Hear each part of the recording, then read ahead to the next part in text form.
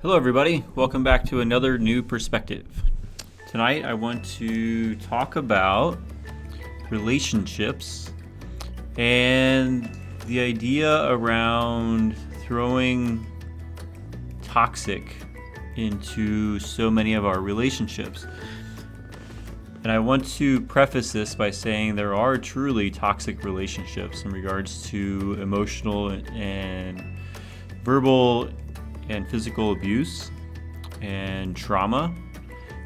So this isn't about those. This is going to be more about what I refer to as a reciprocal relationship, or the tit for tat. So a reciprocal relationship in regards to, instead of a toxic relationship, can be based on the idea of frequency or duration of time we spend with certain people. So not everybody in our life is a bad person. Most people are good. To say they're all good or we're innately good would be inaccurate, because we do have our shadow side. We are capable of doing many things that are not ethical. However, that isn't the likelihood of most people in our world or most people in our lives that we tend to surround ourselves with. So we want to reframe it a little bit as a reciprocal relationship and look more into how often we see somebody, or the frequency and the duration of time we spend with them. So both of them are very important, because just because you're not getting along with somebody doesn't mean that they're a bad person or you can't be around them ever. So all you're going to do is look at the people around you. And when I say the people we want to have around us would be people that encourage us to be our better selves, hold us to a higher standard that we want for ourselves and always want the best for us and out of us. So they challenge us a little bit to be good people, to be good for ourselves and good for them. So if you want you have to have those people around you, because the idea that, when you have a good friend, when you can tell them something amazing that just happened to you or for you, and they're genuinely happy and excited and congratulate you for your achievement. So those are the people we want to surround ourselves with. So the reciprocal versus toxic, the reciprocal relationship is the tit for tat. It's the sharing information back and forth, supporting each other, having each other's back when you need it. So when you go and spend time with somebody that tends to take some of your energy away from you, we can refer to this as the spoons method, or our free energy that we have throughout our day. So the spoons theory would be, you wake up, you have 10 spoons. This is the amount of energy, the amount of free energy I have to give out towards relationships, daily tasks, and the public or people in general. So this goes along the lines a lot with chronic pain sufferers, because they wake up and they have a certain amount of energy to give to the world. And then by a certain point of the day, and this could be for anybody, it doesn't have to be a chronic pain person. It could be for anybody that by a certain point, you don't want to see anybody in public anymore. And you want to be back home, safe in your bed or safe in your home, and preparing for the next day. So the idea would be, if you took yourself past the point, say you had 10 spoons to start with, and you have this boundary you have set for yourself that you want to be back home safe in your house and relaxing by the time you're down to 3 spoons. That way, when you wake up the next morning, you're refreshed back to 10. However, if you went below your 3 because you had an emergency or an unexpected thing and you had to push yourself a little bit more, and you depleted all of your energy for the day, the next day you might have to just not go anywhere, or have to cancel appointments or cancel meetings, because you don't have the energy to give towards other events in your life. So that's kind of how the spoon method works, and the free energy method, or the free energy principle, works along kind of the same way, is that we have a certain amount of energy to give, and that energy is used up by past events and traumas that we're worrying about or we fret about. And then there's the decision we have to make in the present. And do we have a goal? Do we have a direction we're going for, aiming for the future? So all of these take energy away from us to allow, and then what we have left of that is what we have left to learn from or grow or work from. So that's kind of the two ideas of that. So now if you go around people and you're around a negative person, maybe they're a little more pessimistic, maybe they look at the world in a different perspective that isn't anywhere close to how you're looking at the world in your perspective. So it doesn't make them a bad person. They're not going to harm you. They're not going to hurt other people. They just happen to take energy away from you on a more regular basis every time you're around them. And then you have to replenish your energy again before you go back over there. Or they keep depleting it from you over and over and over again. So eventually you don't want to see them anymore because you feel like they're a very negative person. It doesn't mean they're a bad person. It doesn't mean it's a toxic relationship. It just means that you might be spending too much time with them. And it could be duration, time spent, or it could be frequency. So you can keep the duration the same that you're seeing this person. See, I can see this person 1 hour every 2 weeks. So the duration works just fine. But sometimes the frequency matters. Sometimes that we can spend 30 minutes with somebody once a week or an hour with somebody every 2 weeks. So it's the math that we're playing off of whether or not we can be around a person more or more often. So in any of these situations, it doesn't mean the person is a bad person or that you should never be around them. It just means that you need to change how often you see them and how long. So it's very simple as that. Is it easy? No. But one of the things you can do to change this is sometimes not contacting somebody. Right? We always say the phone works two ways. We're like, I haven't heard from you a long time, but like you haven't contacted me either.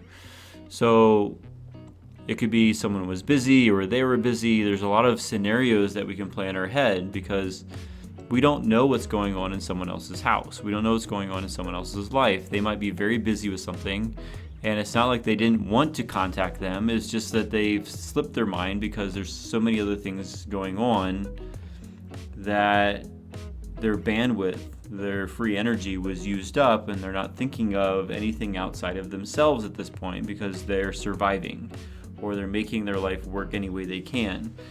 So that's how we can kind of slip our mind from being in the moment and stuck in our reality. Our reality can get very small because that's our survival state of like, here's what I have to figure out. I don't have any extra bandwidth or energy to use towards other people's relationships or to give to other people. So then we condense our relationships down to our top 5 or even our top 3 or 2. So depending on how intense the situation you're in or what you can handle, there's certain people you'll confide in more than other people. So you might have someone in your top 10 that you would confide in or talk to about or meet up with just to like have a beer or have a chat or go for a walk. But it might not be the same person you would call if you were getting ready to sell your entire company, or you're getting ready to get a divorce or quit your job, or many other things that are more intense, more real life situations. So those people you would pick your top 3 or top 5 going, hey, I need to confide in you about something. So that's where the reciprocal comes in, because you want to trust this person. You want to build a relationship with them a solid foundation, trusting, loyal relationship that you can have these conversations with them. They will listen to you and give you advice, or sometimes just be a sounding board and just hold space.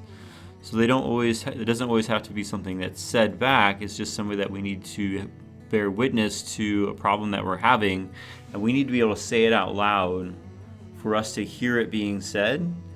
But we don't necessarily need their advice. We just need to hear ourselves say it and know that another person in our lives knows about what's going on.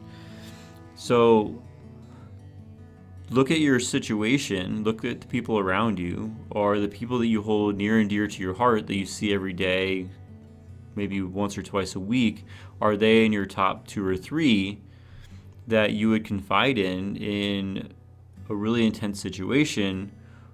And then how often do you see those people, and how long can you see those people? And you'll start to notice, like, oh yeah, I see John like once a week for like 2 hours, but I only see Dave for 45 minutes once a month.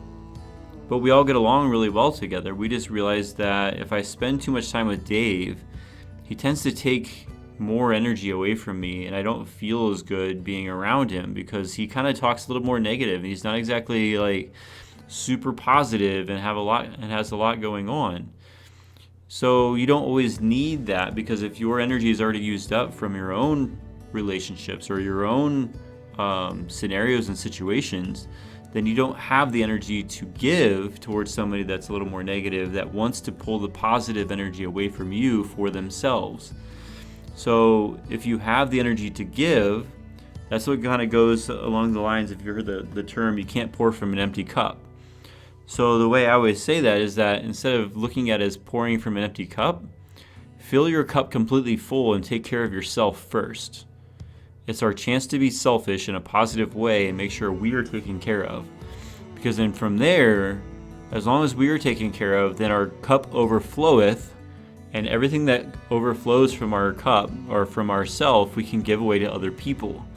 And that's where the people that aren't evenly reciprocal or tit for tat are allowed more of your energy, and you can give them more of your energy and not be worn out when you leave, because you can easily rebuild it back up again before you're going to see them again, because your frequency is long enough in between that when you do see them, you appreciate them and you actually want to be around them and spend some time with them. But if you aren't self-aware of how often you can be around somebody, how you're feeling, are you really stressed out? Are you going through a lot in your life right now? Well, then somebody that's negative or pessimistic might not be the right person to be around. So you have to kind of cut people out a little bit and change how often you contact them. It doesn't mean you can't contact them electronically. It doesn't mean you can't still have conversations that way. And maybe they're a great person for a sounding board, or to like give you a little piece of advice that you maybe not have thought about. But it still doesn't mean they're a bad person. So the self-awareness is the biggest piece here, is because you need to be self-aware of the situation you're in, how much energy you have through your free energy and or your spoons that you have each day, based on the environment, based on the situation, based on the events in your life, and how much you have to give away as your cup overfloweth. Because you don't want to empty your cup all the way out by giving yourself to other people and not taking care of yourself. So we want to make sure we keep our cup full, give away what's extra to those that need it, and then pick your 3 or 4 people, or even less, maybe 1 or 2 people that you feel the most closely connected with, that you could talk to about anything. And even when you're having a really, really hard time, that they pick you up and help you see what your potential is and where you can go from there. So they're the ones that are going to go, hey, you're better than this, or you can do more, or think about it this way, and let me pick you up and send you back on your way, because that's what I'm here to do. So not everybody can be that person. And it's not that anybody else is any worse or any better than anybody else is. Not everybody can be your close people. So just something to think about between a toxic relationship, which is a trauma situation, mental health. Those could definitely be toxic. Bad parenting or relationships with family. There's a lot of situations that are truly toxic. But there's a lot of relationships that are just not reciprocal enough based on the situations that you're encountering in the moment. So look at the people around you, see who you have around you that are your close people, your 2 or 3, and then you have your 5 and your 10, and then be very self-aware of how you feel in the morning, and look at one of the best phrases I heard from Jocko Willink is discipline equals freedom. So the disciplines of knowing your self-awareness, knowing your environment, knowing what you're capable of handling, and how many spoons you have or how much free energy you have to give towards each day, and be cognizant of that and be self-aware and know what you need to save for yourself. Know when you need to be back home. Know who the people are that you can be around more often than other people. So remember, not everybody's relationship, just because you can't get along with somebody, is toxic. It just might be that your duration that you spend with the person, or the frequency, or the duration and frequency that you're with this other person, that is off. So you can easily adjust it, and you don't have to lose the friendship. You don't have to lose the relationship that you have, because you still care for them. You love them. They're great people. They're a dear friend of yours you've known for a long time. So you don't want them to go away. You just need to change your timing, change your duration, change your frequency, and then the relationship can blossom. And you never know, as each person heals from their situations they're in, or life changes for them, or gets better or gets worse, or just in general stays the same, but one person's changes and the other one stays the same. But it doesn't mean you can't change again, increase the frequency or increase the duration with that said person. So just some thoughts for the evening. I'll get this shared with you guys soon, but definitely take a look around. Take some inventory of your self-awareness, the things that make you feel better, things that make you feel worse, what time you go to sleep at night, what time you wake up, the people you're around, how often you're around them, the duration, frequency. There's a lot of really easy things you can change that makes life a lot easier. So stay tuned, and I will see you guys again soon. Take care.